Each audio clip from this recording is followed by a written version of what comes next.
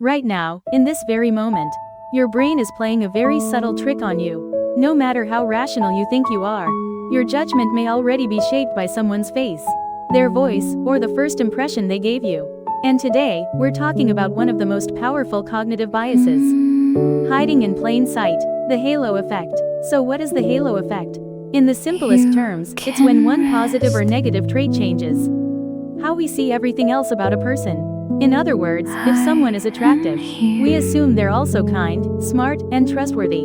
If someone is famous or respected in one area, we start acting like they must be an expert in everything. That's the halo effect. The first person to really identify this phenomenon was American psychologist Edward Thorndike. Back in 1920, he studied how military officers rated their subordinates and found something surprising. Traits like intelligence, leadership, physical appearance, and overall character were not being judged separately. They were all getting blended together into one general impression. So if a soldier looked polished and spoke smoothly, he was more likely to be seen as smarter, more capable, and more leader-like, even without real evidence. One strong impression was spilling into every category. And later, study after study showed the same pattern. One of the most famous examples came from social psychologists Richard Nisbett and Timothy Wilson in 1977. They showed students a video of the same instructor. But there was a twist. One group saw him acting warm, friendly, and approachable. The other group saw him acting cold, distant, and authoritarian. Same person, same face, same voice, but the ratings came out wildly different. Students judged not just his personality, but also his appearance, accent, gestures, and even his teaching ability. Based on that first emotional impression, nothing about the instructor had changed, but the feeling he created changed everything. That's how powerful the halo effect is. Now here's where it gets uncomfortable. This doesn't just happen in psychology labs. It happens in real life, every single day. Let's start with hiring. If you've ever wondered whether looks matter on a resume, or in an interview, the answer is yes. Often more than people want to admit.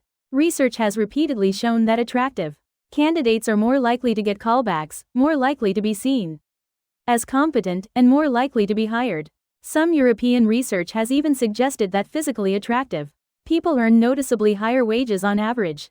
Think about that for a second.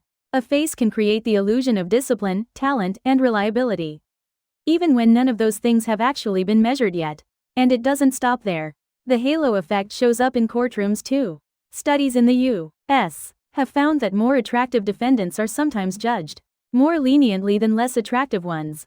Why? Because deep down, people often associate beauty with goodness. And when the effect flips the other way, when one negative impression contaminates everything else, psychologists call that the horn effect. Someone may simply look awkward, tired, or unfriendly, and suddenly they seem less honest, less capable, even more suspicious. Same brain, same shortcut, just darker. Marketing uses this all the time. You see a celebrity in an ad, and suddenly the product feels more valuable, more stylish, more trustworthy. That's not an accident. Advertisers want the positive feelings you have about that person to transfer directly onto the product. Big brands do the same thing. When a company succeeds in one category, people often assume everything else they make must also be good. A powerful brand image creates a halo that stretches far beyond the original success. And in school, this bias can quietly shape a student's entire future. If a teacher sees one student as bright, polite, or promising, that student's behavior is more likely to be interpreted in a positive way. A small mistake gets forgiven. A mediocre answer sounds insightful. A little confidence gets read as leadership. But if another student gets labeled as difficult or lazy early on, the exact same behavior may be judged harshly. This is closely related to what's called the Pygmalion effect, the idea that expectations can shape outcomes. When people expect more from you, they often treat you differently. And that different treatment can actually help you perform better. So yes, what begins as a biased impression can turn into a real result. That's what makes it so powerful. In politics, the halo effect can become even more dangerous. Because voters don't always judge leaders based on policy, judgment, or competence. A lot of the time, they respond to image. A candidate who looks confident may seem more intelligent. A deep, steady voice may sound more trustworthy. A polished smile can feel like leadership. One of the most famous examples is the 1960 debate between John F. Kennedy and Richard Nixon. People who listened on the radio often thought Nixon did better. But people who watched on TV tended to think Kennedy won. Why? Because Kennedy looked calm, young, and charismatic on screen. His image created a halo that shaped how people interpreted the entire debate. Policy mattered, but presentation changed perception. And maybe the strangest part is this. The halo effect doesn't disappear just because someone is educated or experienced. Doctors fall for it, judges fall for it, professors fall for it, even psychologists fall for it. No one is automatically immune. Imagine a doctor meeting a patient who seems responsible, articulate, and pleasant. That first impression can quietly influence how the doctor interprets symptoms, test results, and risk factors. And once that happens, another bias often jumps in. Confirmation bias. That's our tendency to notice what fits what we already believe, and ignore what doesn't. So when the halo effect shapes the first story in our head, confirmation bias starts protecting it. Now the mistake doesn't just happen, it hardens. So the real question is this. Can we do anything about it? Actually, yes. We may never eliminate the halo effect completely, but we can weaken its grip. The first step is metacognition. That simply means thinking about your own thinking.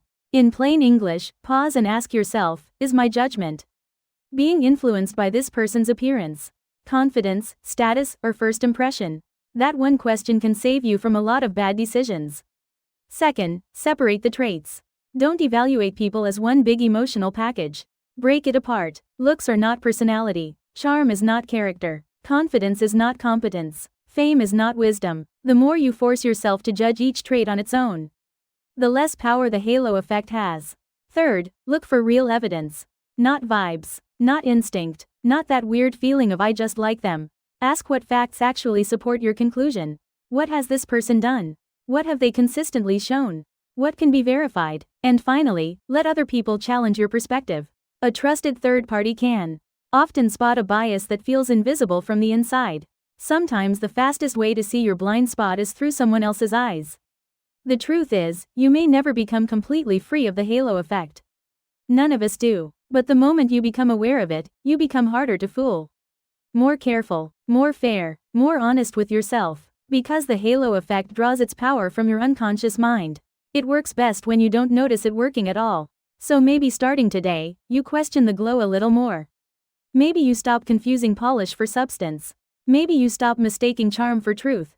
And maybe, just maybe, the moment you doubt that first impression is the moment you finally begin to see clearly. Because in the end, the brightest glow is often the one that hides the most.